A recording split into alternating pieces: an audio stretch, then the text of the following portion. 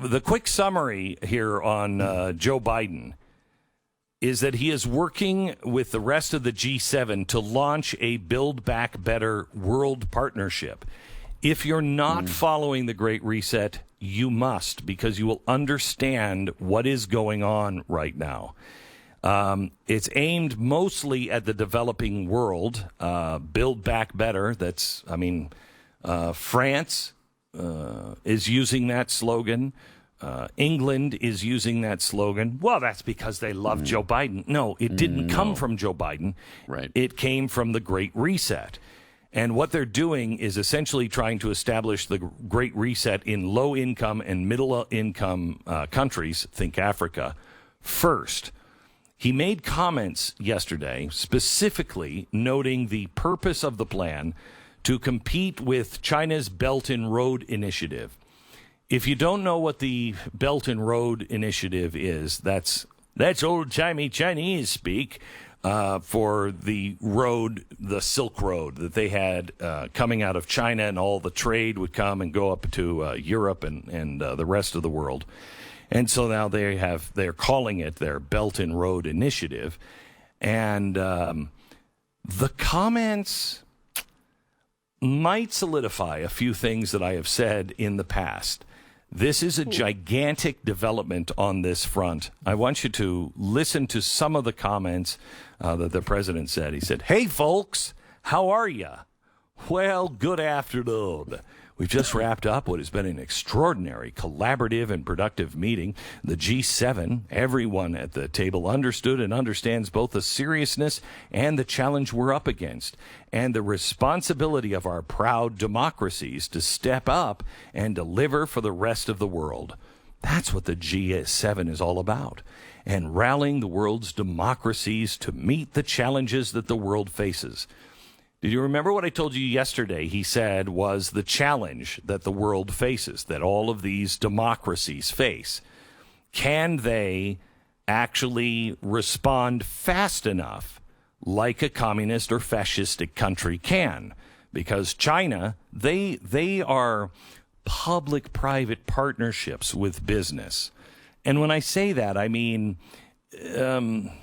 the public, the government really kind of runs it. And once in a while, if one of the CEOs doesn't do what they say, then they publicly execute him. So it's great. It's a nice partnership.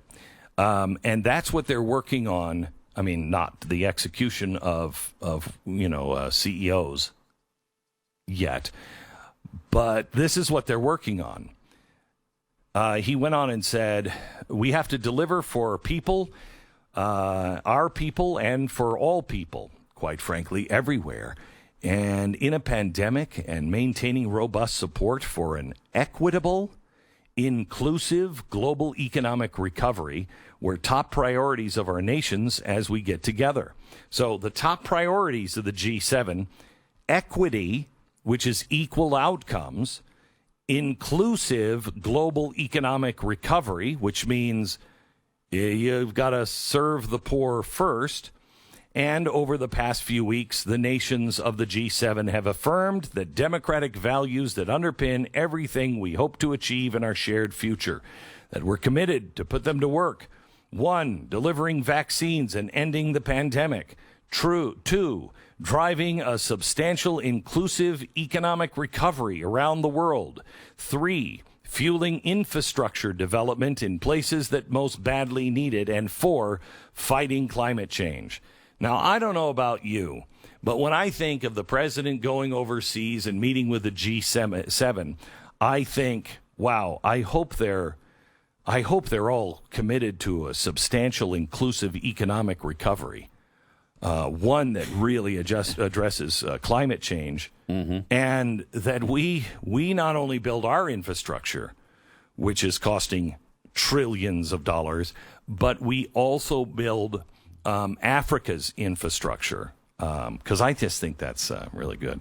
Well, the only way we're going to meet the continent so thoroughly that we owe it to him. We owe it to him, obviously. Right. Mm-hmm. The only way we're going to meet the global threats is by working together with our partners and allies. Last time the G7 met, there was no mention of China, but this time there is a mention of China. And G7 explicitly agreed to call out human rights abuses in Xinjiang and Hong Kong explicitly.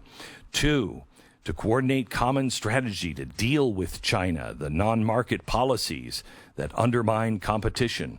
They've agreed, and that's underway now, how to do that.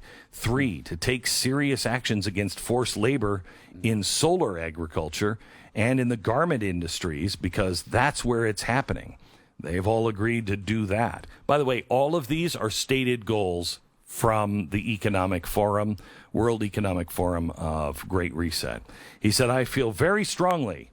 I propose that we have a democratic alternative to the Belt and Road Initiative to build back better. Wow.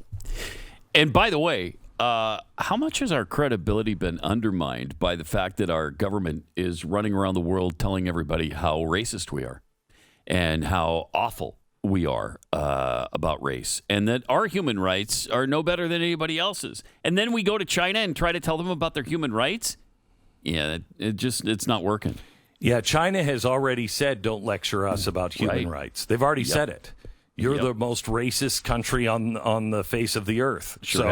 We have no credibility. But remember, you can't have equity if Americans have the wealth that we currently have.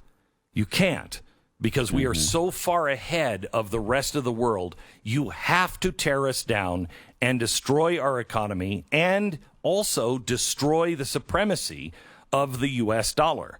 Once you do that, you destroy our wealth, you destroy our dollar, and then the world can think about equity. And it'll be really great because we'll all be equal. I mean, some will be more equal than others, but certainly we'll all be equal.